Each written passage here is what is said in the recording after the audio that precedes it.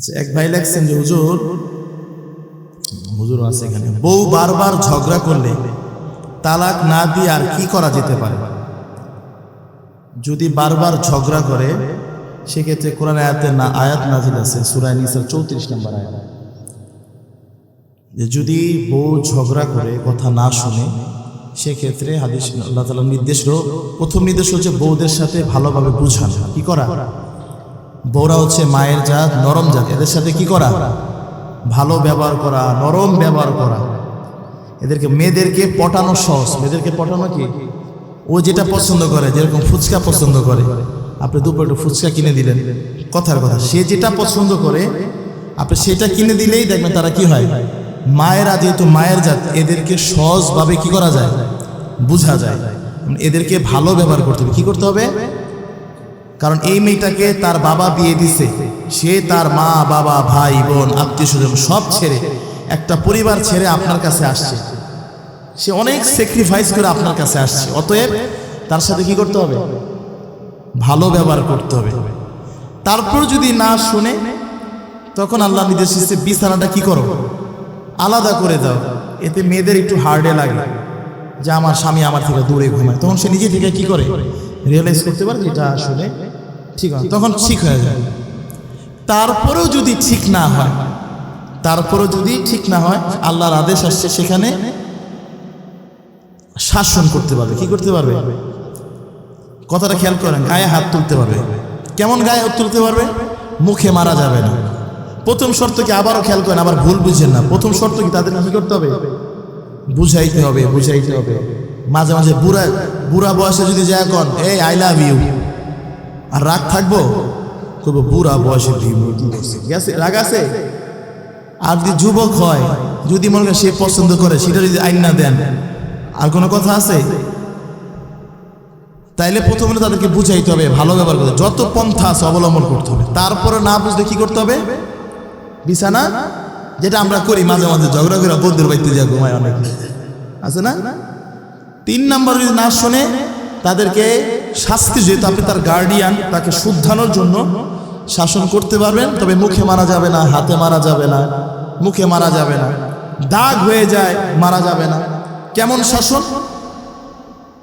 কেমন? মনে করেন কথা শুনে না, ঘরে ঢুকছেন, তোর আজকে খাইছি লাঠি ডালো, তোর খবর আছে, পিড়ার মাজার একটা দিন না ভাঙছে, আজকে লাঠি ডালবেন। আর ঠিক থাকবো? আমি তো এমনি কইছি, এত চেতন লাগে, বুঝেন নাই? এইভাবে আবার গায়ে হাত তুলে না। মেয়েদের গায়ে আল্লাহ নবী বলছে, যারা মেয়েদের গায়ে হাত তুলে তারা কাপুরুষ। তারা কি? তারা কাপুরুষ। আবার নবী বলছে, তোমাদের লজ্জা করে না যে তাদের গায়ে হাত তোলো, আবার তাদের কাছে আসতে হয়? এই জন্য কোনো মায়েদের গায়ে কি করা যাবে না? হাত তোলা। কথা বলেন, আপনার মেয়ের যদি হাত তোলে আপনার কেমন লাগবে? বলেন কেমন লাগবে? আমার এক আত্মীয়র মানে মেয়ে বিয়ে দিছে, তার হাজবেন্ড তার গায়ে হাত তুলছে, তো তার শ্বশুর বদ্ধ দিছে যে তোমারও তো আল্লাহ মেয়ে দিছে, আল্লাহ যেন তোমার এরকম দৃশ্য দেখে। তার নাতিন কিন্তু তারপরেও এই বদ্ধটা করছে। তখন তুমি বুঝবা যে তুমি আমার মেয়ের গায়ে হাত তুলছো, আমার কলজাটা কেমন লাগে? এই যে হুজুরি বলো, হুজুর একটা মেয়েটার কত আদর করে বড় করছে, মেয়েটার যদি গায়ে হাত তোলা কেমন লাগবে? বলে আপনি বলে কেমন লাগবে? গায়ে হাত তোলা যাবে? বুঝাইতে হবে। মারবেন, কেমন মারা শিখাই দিলাম না? তো এরা তো বুঝা লাগবে, হুজুর পয়েন্ট করে গেছে, এরমই করো, মারতো না। আচ্ছা, তারপরও যদি না শোনে, যেই তো মেয়েদের ঘাড়ের রকি টুকি আছে, আপনি কি আমার বাসায় যেতে দিতেন আপনারা? তখন আল্লাহ তাআলা বলছেন, তোমরা কি করো? 2 পরিবারের লোককে একত্রিত করে বিচার বসা। কি বিচার? দুজনকে মিলানোর বিচার। কি বিচার? এখন মিলাইতে বলে কি করে জানেন? মাইয়ার খালুর সাথে, পোলার মামার সাথে। কিন্তু এরা কিন্তু 30% গুলা কি করে? যত বিয়া বাড়ি, যত বেজার দেখবেন এই খালা মামা চাচারা লাগে। হ্যাঁ, একসাথে বসবেন। কেন বসবেন? কিসের জন্য? আল্লাহ বলছে যদি তারা মিলানোর জন্য বসে, আল্লাহ বলছে যদি তারা মিলানোর জন্য বসে, তো আল্লাহ তাআলা সেটার ভিতরে বরকত দিয়ে দিবে। আর যদি আজকে দেখা সারনো পোলারে আমার মায়ের গায়ে হাত তুলছে, আমার বাগদির গায়ে হাত তুলছে, দেখাই দিব হ্যাডামটা আছে না, তাইলে আল্লাহ বরকত দিবে না। এই জন্য ঝগড়া করলে এই নিয়ম। মায়ের পছন্দ মতো বিয়ে করলে কি বউ মায়ের মতো হবে? বিয়ে করবেন কার মতো পছন্দ, মায়ের পছন্দ থাকবে। তারপরে কি বললে দিয়ে শোনেন, যারা মা আছেন বাবা আছেন এরা ছেলের বউকে কিসের মতো দেখতে হবে বলুন তো দেখি, কথা কথা কথা কথা। আজকে সমাজের ভিতরে মারা বাপ মার ওয়াজ আমরা প্রচুর করি না বাবা বলেন, এই বাপ মার ওয়াজ করি না আমরা, হুজুরা করছে না। এবার শোনেন, খালি পরের মেয়ের দোষ দিয়েন না, এই মেয়েটাও সব ছেড়ে আসেন, আপনারা কিন্তু তাদেরকে মেয়ের মতো দেখেন। উঠতে বসতে খুদ পাইলে কি করে, হ্যাঁ ছেলেটা সারাদিন কাজ করে ঘরে এসে দেখে বোর মন খারাপ, মারও মন খারাপ। মায় কয় তোর বউ আমার লগে এরকম করছে, আবার বউ কয় তোমার মায় আমার লগে এরকম করছে। এখন যদি মার পক্ষ লইতে যায় বউ বেজার, বউ পক্ষ করতে লইতে কি বেজার।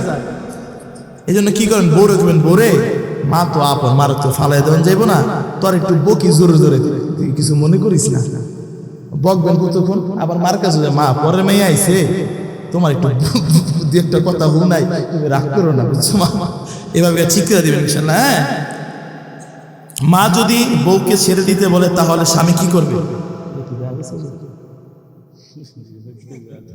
হ্যাঁ না, মারা কেন বলো, মারা এগুলো বলে কখনো? মারা সন্তানের ভালো চায়, বললে তো আর হবে না, আপনি যেটা বুঝার সেটা বুঝবেন। বইয়ের সঙ্গে যে মায়ের ঝগড়া লেগে গেলে কেন লাগছে, বইয়ের সঙ্গে মায়ের ঝগড়া লেগে গেলে কার পক্ষ নিবে? ওই যে শিখাই দিলাম, বিয়ের আগে দেখা করা হালাল নাকি হারাম? সুন্নতে মুআক্কাদা। আর ঘুরতে যাওয়া ওয়াজিব, আর রেস্টুরেন্টে বসে খাওয়া হচ্ছে কি ফরজে কিফায়া। বুঝছে, উত্তর হইছে, বুঝছেন তো? এই মাসালা আপনারা জানেন না? স্বামী স্ত্রী ঝগড়া করলে কে আগে মাপ চাইবে? কে মাপ চাইবে? আপনি চান না ভাবি চান?